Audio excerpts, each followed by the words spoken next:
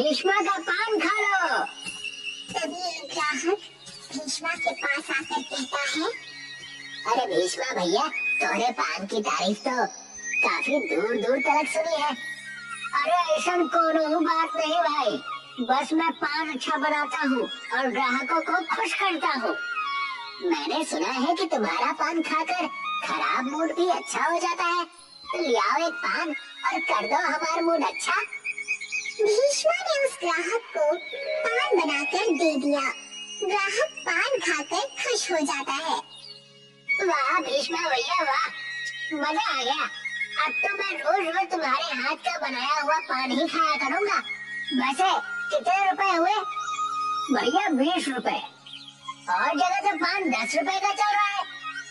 अरे भैया, ये पान हम किसी मामूली व्यक्ति के खेत से नहीं लाते। चंदन भैया का नाम तो सुना है ना? अरे अरे, उन्हें कौन नहीं जानता। ये लो 20 रुपए। ग्राहक 20 रुपए देकर वहाँ से चला गया।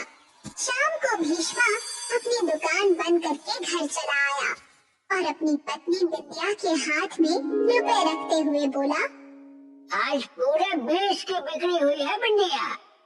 कभी कभी सोचती हूँ कि अगर चंदन भैया का हाथ हमारे सर पर नहीं होता तो हमारा क्या होता। तुम सही कहती हो बिंदिया, चंदन भैया बहुत ही अच्छे इंसान है। अगर वो हमारी सहायता नहीं करते तो हम कहीं का नहीं रहते। क्या तुम जानती हो बिंदिया, वो आज भी मुझे मुफ्त में ही पान देते हैं। तभी भीष्मा की 15 वर्षीय बेटी अंजू भीष्मा से कहती है, पिताजी, आप तो मुझे चंदन चाचू से मिलवाने वाले थे। चलिए ना पिताजी, चंदन चाचू को देखने का बड़ा मन कर रहा है। भीष्मा अपनी पत्नी से कहता है, देख रही हो बिंदिया, सीधे सीधे ये नहीं बोल रही कि इसका चंदन चाचू की हवेली देखने का मन कर रहा है। ये सुनकर अंजू और बिंदिया हंसने लगी। अगले दिन भीष्मा अपने परिवार को चंदन की हवेली ले गया। चंदन अपनी हवेली के बाहर कुर्सी पर बैठा हुआ था। भीष्मा के परिवार को देखकर वो खुश हो गया। अच्छा किया भीष्मा, जो तुम अपने परिवार को यहाँ ले आए। इसी बहाने हमारी अंजू बिटिया का मन भी बहल जाएगा। आपसे एक जरूरी बात भी करनी थी मालिक। कितनी बार कहा है कि मुझे मालिक मत बोला कर, सबका मालिक एक ही है, ऊपर वाला। लेकिन मैं तो आपको ही मालिक बोलूंगा। बताओ क्या बात करनी है? जब तक मैं गरीब था आपने पान के पैसे मुझसे नहीं लिए, मगर अब मैं पैसे देने में सक्षम हूँ। अब मुझे रोज रोज आपके खेत से मुफ्त पान ले जाने में शर्म आती है। अरे कैसी शर्म भीष्मा, तू तो मेरे छोटे भाई की तरह है और छोटे भाइयों से क्या पैसे लिए जाते हैं। भीष्मा कुछ देर अपने परिवार के साथ वहाँ बैठकर अपने घर चला आया। भीष्मा के जाते ही चंदन का छोटा भाई मंजीत वहाँ जाकर गुस्से से चंदन से कहता है, एक तो वैसे भी तुम मेरा पान का खेत हड़प कर बैठे हो और ऊपर से मेरे पान उस भिखारी को मुफ्त में बांट रहे हो। जरा तमीज से बात करो मंजीत, मत भूलो कि मैं तुम्हारा बड़ा भाई हूँ। अरे काहे के बड़े भाई, अगर बड़े भाई हो तो मेरा पान का खेत मुझे वापस कर दो। तुम्हारा दिमाग खराब हो गया है मंजीत। वसीयत के मुताबिक पिताजी ने खेत और हवेली मेरे नाम की है, और वैसे भी मैं तुम्हें पान का खेत दे भी देता, लेकिन मैं जानता हूँ कि तुम उसे बेचकर सारे पैसे जुए में उड़ा दोगे। मंजीत पैर पटकता हुआ वहाँ से चला गया और अपनी पत्नी से बोला, कुछ ना कुछ तो करना पड़ेगा। अजी आपसे कब से बोल रही हूँ कि आप गांव के दबंग चौधरी साहब से मदद मांगिए। सुना है कि वो आपके बड़े भाई चंदन को पसंद नहीं करते। शायद तुम सही कहती हो, मैं आज ही चौधरी से बात करता हूँ। मंजीत उसी दिन चौधरी की हवेली चला गया और सारी बात बताते हुए बोला, बस किसी भी तरह आप पान का खेत मेरे नाम करवा दीजिए, मगर मुझे हिस्सा चाहिए। मुझे मंजूर है। तो फिर कल का इंतजार करो और देखो मैं किस तरह से तुम्हारे बड़े भाई चंदन को उसकी ही हवेली से धक्के देकर बाहर निकालता हूँ। अगले दिन चौधरी एक वकील को और पुलिस वालों को चंदन की हवेली जाकर चंदन से कहता है, तुम्हारे पिताजी की असली वसीयत के कागजात मिल गए हैं चंदन। क्या बकवास कर रहे हो तुम? तभी एक पुलिस वाला चंदन से कहता है, मैंने छानबीन पूरी कर ली है। वसीयत के मुताबिक हवेली और पान के खेत का मालिक तुम्हारा छोटा भाई है। मैं जानता हूँ कि ये सब तुम्हारी साजिश है मंजीत, और मैं ये भी जानता हूँ कि मैं कुछ नहीं कर सकता। जब सब कुछ जानते ही हो तो यहाँ से निकल जाओ। जाने से पहले मैं पान के खेत से कुछ लेना चाहता हूँ। जो लेना है जल्दी लेकर यहाँ से दफा हो जाओ। चंदन अपने पान के खेत में चला गया। तभी उसकी नजर लाल रंग के पान पर पड़ी। चंदन ने मुस्कुराते हुए उस पान के पत्ते को उठा लिया और सीधे भीष्मा के घर पहुंच गया और भीष्मा को सारी घटना बताई। कौनो बात नहीं, मेरा घर है ना, और सब कुछ तो आपका ही दिया हुआ है मालिक। आप मेरे पास रहिए। नहीं, मैं यहाँ से जा रहा हूँ भीष्मा। इतना कहकर चंदन ने वो लाल पान का पत्ता भीष्मा को पकड़ा दिया। अब तुम पनियापुर गांव में मेरे पान के खेत के पान नहीं बेच पाओगे, लेकिन तुम चिंता मत करो। तुम्हें जितने भी पान की आवश्यकता पड़े तुम इस लाल पान से बोल देना। इतना कहकर चंदन बड़ी तेजी के साथ वहाँ से चला गया। तभी उसकी पत्नी बिंदिया वहाँ पर आकर कहती है, क्या हुआ, मालिक अंदर क्यों नहीं आए? भीष्मा अपनी पत्नी को सारी घटना बताता है। उनके छोटे भाई ने उनके साथ बहुत बुरा किया, लेकिन जो बुरा करता है उसके साथ बुरा ही होता है। अगर मालिक ने कहा है कि आपको पान की आवश्यकता हो तो आप इस लाल पान से बोल देना, तो बोल कर देखिए। भीष्मा पान के पत्ते की ओर देखकर कहता है, मुझे अब लाल पान की आवश्यकता है ताकि मैं लाल पान पनियापुर गांव में बेचकर मालिक की हवेली और पान का खेत खरीद सकूं। अगले ही पल भीष्मा अपने परिवार के साथ स्वयं को लाल पान के गांव में पाता है, जहां पर खेत, मकान और हर वस्तु लाल पान की ही बनी हुई थी। ये हम कहाँ आ गए? इस गांव में तो हर वस्तु लाल पान की बनी हुई है, और तो और यहाँ की सड़क भी लाल पान की ही बनी हुई है। इसका मतलब मालिक पहले से जानते थे कि इस लाल पान का रहस्य क्या है।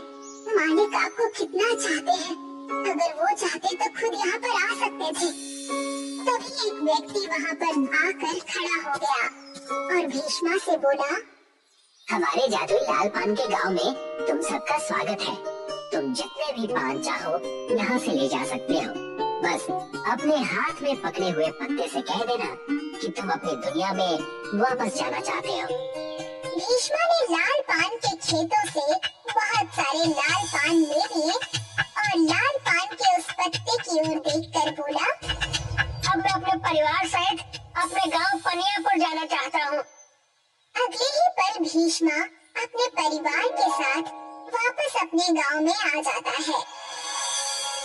कुछ ही महीनों में भीष्मा के लाए हुए लाल पान आसपास के इलाकों में प्रसिद्ध हो गए और मानो उसके ऊपर धन की वर्षा होने लगी। काफी समय बाद बिंदिया अपने पति भीष्मा से बोली, हमारे पास अब इतना धन एकत्रित हो गया है कि अगर हम चाहें तो अपने मालिक की पान का खेत और मालिक की हवेली छुड़वा सकते हैं। तुम सही कहती हो, मैं आज ही मालिक के छोटे भाई के पास जाता हूँ। शाम को भीष्मा चंदन की हवेली में पहुँच गया, मगर उसने वहाँ मंजीत को नहीं देखा, बल्कि चौधरी को देखा। मैं इस हवेली को खरीदना चाहता हूँ। इस हवेली के नए मालिक मंजीत जुए में मुझसे ये हवेली और अपना पान का खेत हार चुके हैं। अब ये हवेली और पान का खेत मेरा है, तो मैं तुम्हें इस हवेली और पान के खेत की दोगुनी कीमत देने के लिए तैयार हूँ। दुगनी कीमत की बात सुनकर चौधरी तुरंत तैयार हो गया और उसने पैसे लेकर हवेली और पान का खेत भीष्मा को दे दिया और अपनी हवेली में जाकर अपने आप से बोला, मूर्ख कहीं का, अरे हवेली और पान का खेत तो अभी भी चंदन के ही नाम पर है। मैंने तो झूठी वसीयत के कागज बनवाए थे और अपना दिमाग का इस्तेमाल करके उनकी दोगुनी कीमत भी हासिल कर ली। लेकिन मेरी समझ में नहीं आता कि आखिर ये भीष्मा लाल पान लाता कहाँ से है, और इसके लाल पान तो दूर दूर इलाकों में प्रसिद्ध है। मुझे उसके ऊपर नजर रखनी पड़ेगी। चौधरी उस दिन के बाद से भीष्मा के ऊपर नजर रखने लगा। एक दिन उसने भीष्मा को उस लाल पान के पत्ते के जरिए गायब होते हुए देख लिया। अरे बाबा, ये क्या रहस्य है? मुझे पता करना पड़ेगा कि आखिर ये गायब होकर जाता कहाँ है। अगले दिन भीष्मा उस जादुई लाल पान के पत्ते को पकड़कर जादुई लाल पान के गांव में जाने ही वाला था कि तभी चौधरी वहां आ धमका। उसने उस लाल पान के पत्ते को छीन लिया। अचानक चौधरी और भीष्मा अपने आप को उस लाल पान के गांव में पाते हैं, मगर भीष्मा जहां उस जादुई पान के गांव में आजाद खड़ा था, तो वही चौधरी पिंजरे के अंदर खड़ा था। ये सब क्या है भीष्मा? ये कौन सा गांव है? यहाँ पर तो हर वस्तु लाल पान की दिखाई दे रही है, और मैं पिंजरे के अंदर क्यों बंद हूँ?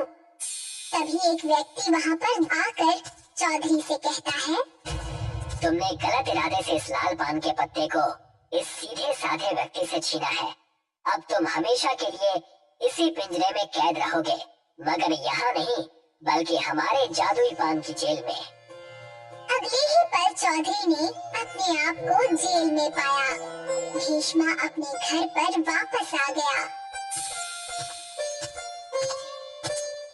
मालिक, मैंने आपको कहाँ नहीं ढूंढा। भीष्मा, मुझे पता था कि तुम एक अच्छे व्यक्ति हो। तुम मुझे मेरी हवेली और पान का खेत जरूर वापस दिलाओगे। मालिक, लेकिन वो जादुई लाल पान का पत्ता तो आपका था ना? बरसों पहले वो पत्ता मुझे मेरे पिताजी ने दिया था, और उस जादुई लाल पान के गांव के रहस्य के बारे में बताया था। मगर साथ ही उन्होंने मुझे ये भी बताया था कि उस लाल पान के जादुई गांव से लाल पान सिर्फ वही ला सकता है जिसका मन साफ हो, और इस गांव में तुमसे ज्यादा मन किसका साफ हो सकता है? जब भी तुम्हें अपने जीवन में कोई भी तुम्हारे जैसा व्यक्ति मिले, तब तुम इस पान के पत्ते को उस व्यक्ति को दे देना। इतना कहकर चंदन वहाँ से चला गया, और भीष्मा आज भी लाल पान को गांव में लाकर बेचता है। अक्षरपुरी गांव में मंगरू अपनी माँ माया के साथ रहा करता था। इस गांव में हड्डियों से जुड़ी दिक्कतें हर इंसान को थी, मानो ये अब पुश्तैनी देन हो गई हो। आज मंगरू अपनी 60 वर्षीय माँ को व्हील चेयर पर बिठाकर बढ़ई की दुकान ले जा रहा था। क्या हाल चाल है मंगरू? आज माताजी के साथ यहाँ कैसे आना हुआ? वो भैया, आपने ये जो व्हील चेयर हमें दी है ना, ये कुछ ठीक नहीं है। अभी महीना भर भी नहीं हुआ इसे बनवा के, और ये फिर खराब हो गई। पूरा गांव भी तो यही इस्तेमाल कर रहा है। तुमने खरीदी थी 2 साल पहले, तो अब खराब तो हो ही जाएगी ना।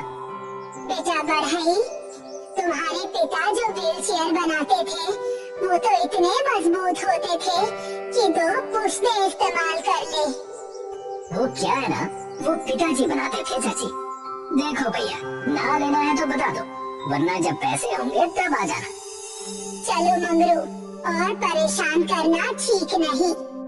दोनों वहाँ से सरपंच के घर की ओर निकल पड़ते हैं। आओ मंगरू, प्रणाम माताजी। बताइए, मैं आपकी क्या सेवा कर सकता हूँ? अभी बढ़ई के दुकान से लौटे हैं, कोई मदद नहीं मिली। अगर हो सके तो कोई पुराना व्हील चेयर हो तो मुझे दे दो। आप चिंता न करें, इस साल जो व्हील चेयर बांटेंगे ना, उसमें से मैं आपको भी दे दूंगा। सरपंच जी, एक बात पूछूं? पूछो पूछो, क्या बात है? जब तक हम इस बीमारी को जड़ से ठीक नहीं करते, तब तक हम आगे नहीं बढ़ सकते हैं। मंगरू, तुम्हारी बात तो सही है, लेकिन हम लोग इसके लिए कुछ कर नहीं सकते। तुम सब जवान खून हो, कोशिश करना कि तुम्हारी आयु में इसका कोई न कोई उपाय कर लो। ठीक है सरपंच जी, अच्छा अब मैं चलता हूँ। मंगरू अपने घर की तरफ लौट जाता है। बढ़ई जो कि सिर्फ अपने फायदे के लिए खराब व्हील चेयर बना रहा था, उससे मंगरू बहुत ही निराश था। रात हो चुकी थी और माया के सोते ही मंगरू नदी किनारे टहलने चला जाता है। मंगरू नदी किनारे बैठकर पत्थर मार रहा था और खुद से बातें कर रहा था। पता नहीं क्या दिक्कत है इस गांव में, आयु 50 पहुंची नहीं कि लोगों की हड्डियां जवाब दे देती हैं। और वो बढ़ाई, लोगों की जरूरत है तो चीजों को जानबूझ के ऐसे बनाता है कि जल्दी खराब हो जाए और लोग उससे बार बार खरीदें। तभी नदी से एक महिला के चिल्लाने की आवाज आने लगी। बचाओ! बचाओ! बचाओ! अरे कौन है, क्या हुआ? चिल्लाते हुए वो आवाज बाहर आ जाती है और पता चलता है कि कोई घायल मगरमच्छ है जिसके पैरों में मछुआरों का कांटा घुसा है। अरे मोरी मैया, ये क्या है? मेरी मदद करो, मुझे बचा लो। मंगरू को बहुत डर लगता है, फिर भी वो हिम्मत जुटाकर उस मगरमच्छ की पीड़ा दूर करने के लिए चला जाता है। मंगरू मगरमच्छ के पैरों से वो कांटा निकाल देता है और एक कपड़े से उस घाव को बांध देता है। लो, अब राहत होने में थोड़ा समय लगेगा।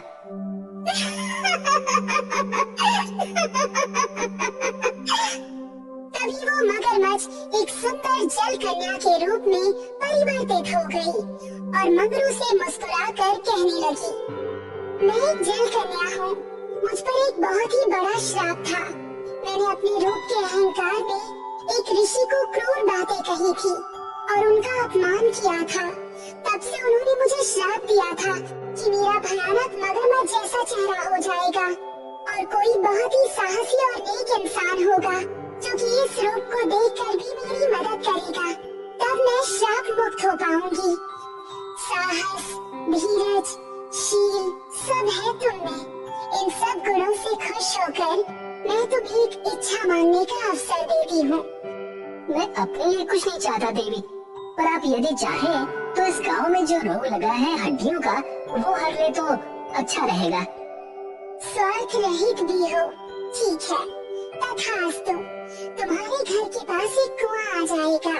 उस कुएं में केवल दूध से बनी चीजें तुम अपनी इच्छा से निकाल सकते हो। पर उससे गांव की मदद कैसे होगी देवी? दूध पहले से ही हड्डियों के लिए फायदेमंद है, मगर ये दिव्य दूध, चाहे इसे पियो या इसके इर्द गिर्द भी रहो, तो वो सारी दिक्कतें जड़ से खत्म कर देगा। ध्यान रहे मंगरू, ये तुम्हारे गुण देखकर मैंने तुम्हें दिया है। इसका इस्तेमाल केवल तुम्हारी इच्छा से ही हो सकता है। अब मैं विदा लेती हूँ, कल्याण हो। मंगरू बड़ी ही खुशी से अपने घर पहुँचा और पाया कि वहाँ पर एक कुआं है और उसमें सफेद दूध है। जय हो देवी की। अगले दिन मंगरू पंचायत बुलाता है और सभी मंगरू के घर के बाहर खड़े रहते हैं। वहाँ गांव के लोगों के साथ सरपंच, बढ़ई और सोमनाथ मिस्त्री भी मौजूद था। आप सभी का स्वागत है। मैंने आपको एक विशेष कारण से बुलाया है। सुनने में तो बहुत ही विशेष लगता है, पर आखिर बात क्या है? जिस हिसाब से बता रहे थे उतनी ही विशेष बात हो तो अच्छा होगा। अपना कीमती समय यहाँ जो दे रहा हूँ। हाँ भाई, बिल्कुल विशेष है। ये जो कुआं देख रहे हो ना, एक जलकन्या ने गांव की परिस्थिति को समझकर ये दूध का कुआं दिया है। यह मेरी इच्छा से जो भी दूध के पदार्थ मैं इस कुएं से निकालूं, उसके इर्द गिर्द रहकर पूरे गांव की हड्डियां ठीक हो जाएंगी और ये पुश्तैनी बीमारी गायब हो जाएगी। मजाक है क्या? यही विशेष बात थी जिसके लिए बुलाया था हमें। मैं जानता हूँ कि ये वरदान और श्राप की बातें मानना मुश्किल है। आप लोग खुद उस कुएं के दूध से दूध को चख कर देख लीजिए। मंगरू की बात सुनकर सभी गांव वालों ने कुएं में झांक कर देखा और पाया कि सही में उस कुएं में दूध है। सब चकित रह गए। फिर मंगरू ने बाल्टी से दूध निकालकर सबको दूध पिलाया। मेरी उम्र भी अब उस रेखा को पार करने वाली थी जहाँ मेरी हड्डियाँ जवाब दे दे, पर इस दूध को पीते ही थोड़ा असर जरूर महसूस हुआ। हाँ प्रधान जी, आप बिल्कुल सही कह रहे हैं।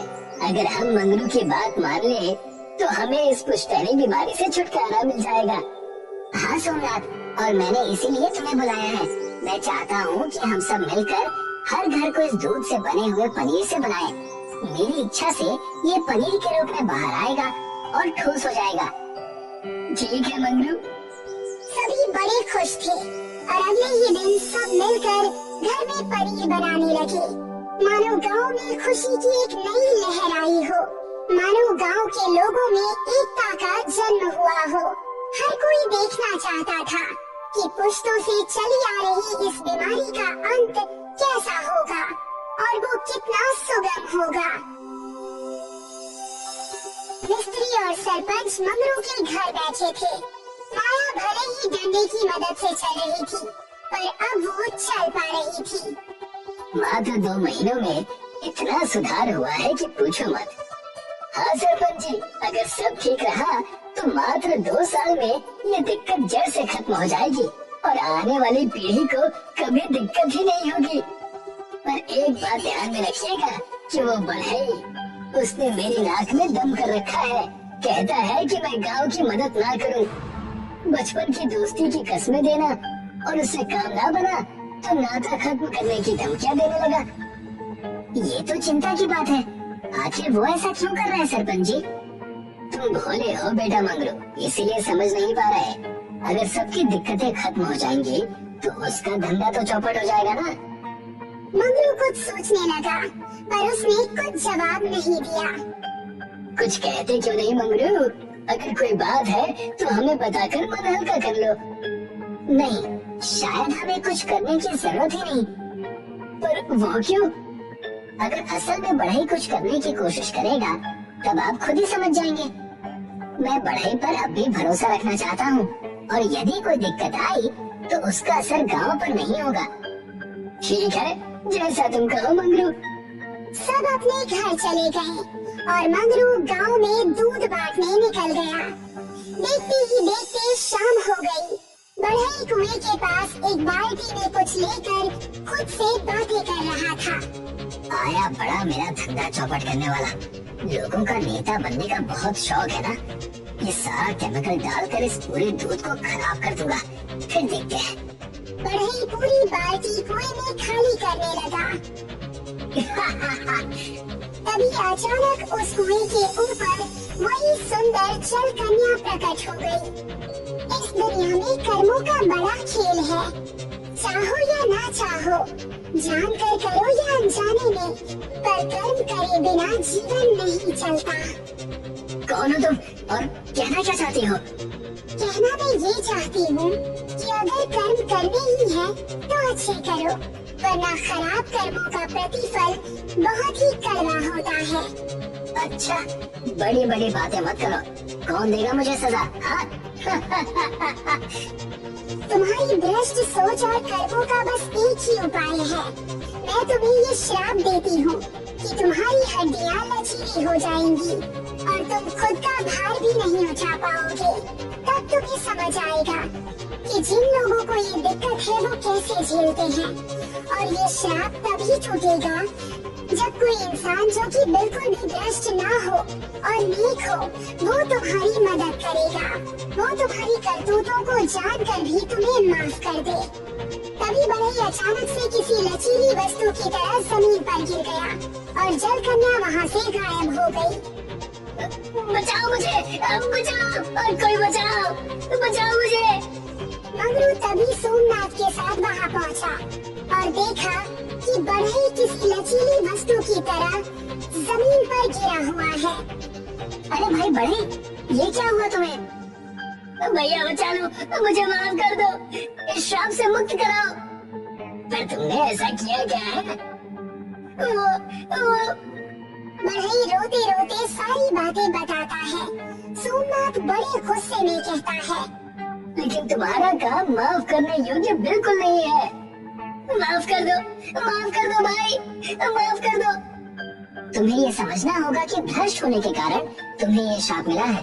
लोगों की पीड़ा का फायदा तो तुमने उठाया ही, पर जब वो पीड़ा से दूर होने लगे तो तुमने फिर उन्हें उसी पीड़ा में झोंकने की कोशिश की। मैं जानता हूँ, मैं समझता हूँ, जब खुद पर बीत रही है तब समझ आ रहा है मेरे बाबा लोगों की इतनी मदद क्यों करते थे। ठीक है, मैं बिना किसी शर्त के तुम्हें माफ करता हूँ, और उम्मीद करता हूँ कि तुम्हारे अंदर का इंसान जाग जाए। तभी बढ़ई ठीक हो गया और हाथ जोड़कर मंगरू को प्रणाम करने लगा। इस घटना के कुछ ही सालों बाद गांव की ये पुश्तैनी बीमारी बिल्कुल ठीक हो गई।